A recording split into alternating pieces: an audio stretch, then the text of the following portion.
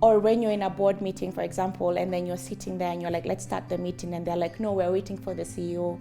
And you're like, I'm the CEO. I'm the CEO. You know? But of course, that does something to you. So I want to hear the vulnerable parts of how do you pick yourself up when life puts you down. Hey everyone, my name is Angie Murenga. You're watching Just Angie. It's Lifestyle Thursday, but today we are having a conversation around women leading teams, which is the theme of our Jacob's Well Family Talk signature event, which will be held on the 14th of March, 2020. And you can see all the details. We've availed all the information, but I just want to engage in a conversation, and I have a guest, Wango.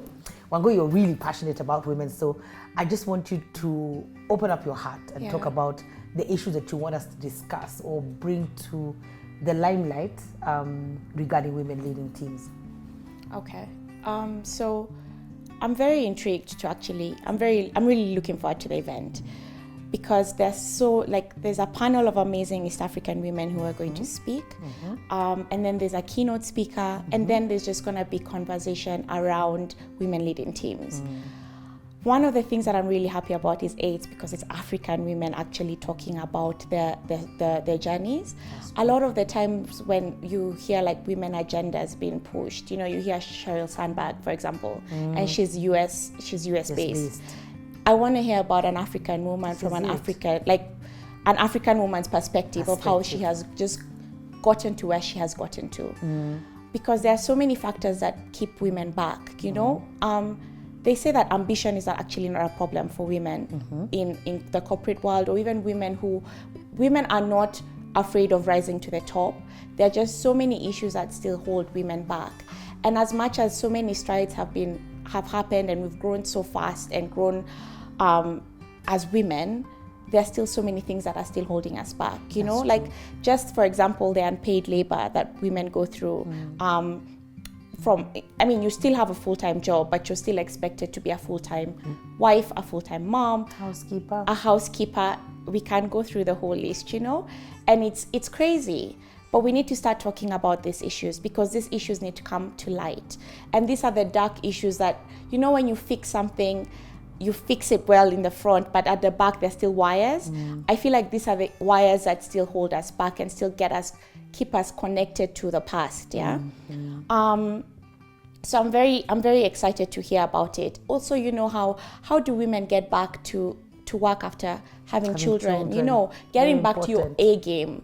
Like Serena Williams just won her match, the first time since she got her baby. And that's been her baby's walking now. And you could actually tell how much having a child did to her body.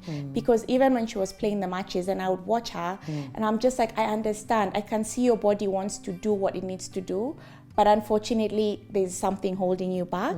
So it's almost like you give birth and then you have to come back and work twice as hard, 3 times as hard, 4 times as hard. It's like as soon as you make 4 steps forward, exactly, and then something happens, which is an amazing life event, maybe, but it takes you backwards. So you keep going, moving forward and moving back, forward, moving back. And I just think that even if we need to have conversations around that. And how do I overcome obstacles? How do I see opportunities and take opportunities? How do I get back into the game and into the rhythm? We've been talking a lot about rhythm. How do I get back into the rhythm of the marketplace after I've been away for some time? So that would be a very interesting conversation. I like the fact that the panel is from East Africa as well. I like that there's Kenya, Uganda, Tanzania, and then our keynote as well. And I like that our keynote speaker has had a lot of experience in leading teams, and what's the dynamic of leading men as well in those teams. African men, because African men is a different, they need their own bucket. Bango, you don't get in trouble, but it's true. But it's true, because I've heard stories of people being asked to serve tea. And you're like, me, I'm here in my capacity as, this is my title, I'm not here to serve tea. But even the assumption that we are supposed to serve it, or I don't know, do what, or when they meet, when I always say that the boys' club seems to work because of the places that they meet, and the moms' club or the girls' club might not be able to work out that well because you have other obligations. You said the unpaid labor. like you call it, that that our mothers and women all over the world have done for such a long time. Yeah. And I think in Africa it is more, you know. I always find also, I think, conversations around people who live away from the country, and when they come back, it's like they face more challenges. Yes. Because when you're away, there's no choice. Everybody has to dig in, do the washing, cook, clean, take care of babies. But I don't know what it is. As soon as we come back to the African continent, there's a shift. Yes. And now you're like, yeah, this is the same guy married now. He's not going to help with doing anything. There's an assumption that it's your role to figure it out. Yeah. Yeah, so I understand that dynamic because I've seen it at work and at play, depending on where people are positioned. Yeah. I'm also quite interested in hearing about the soft skills. Okay. You know, the skills like this, your spiritual practices, like what keeps you grounded in times when your situation or your circumstance is not working, you know? Or when you're in a board meeting, for example, and then you're sitting there and you're like, let's start the meeting. And they're like, no, we're waiting for the CEO.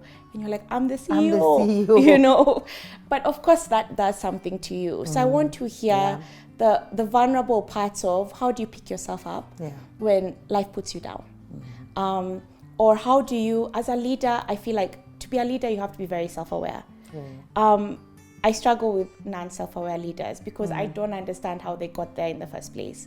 So I want to hear more from these women about how self-aware they are and how did they get there so that I can get there too. You know, they are expanders. I can do something because I've seen somebody else do it. You see you become what you see. That is so true. I'm looking forward to seeing so that I can become their stories and how they made it. And I'm amazed that, and I think for me, I always get a takeout every time I go to such an event.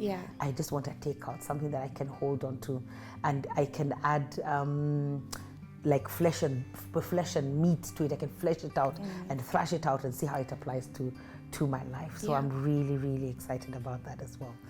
And before we come back and conclude this, I'm thinking there's a dress code because women like to dress up. I'm so ready. You are? I'm ready. Can you please tell our wonderful viewers what the dress code is so that they get with the program? I am so ready. The dress code is lace and pearls. I don't know what you're going to perceive from that, but I can't wait to see what you come up with. Yes. Because you know what? Sometimes we also need to look pretty. And we need to feel beautiful. We do. And we just need to show up. And look good and have fun. And I'm sure, you know, now lead women, when you tell them that, they're gonna, I even look at people and I'm like, wow, how did you come up with that concept? And that was courtesy of Auntie Kyo, Lace and Pearls. So lace and pearls it is. I'm still one day, where am I going to get my lace? Where am I going to get my pearls? But I need to get with the program. So come and let's have fun. Let's have a day of really engaging conversations around issues affecting women in the marketplace as they rise up the ranks and as they occupy positions and lead teams.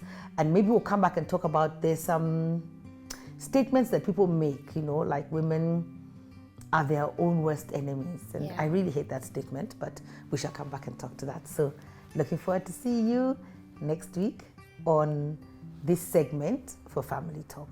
God bless you. Bye.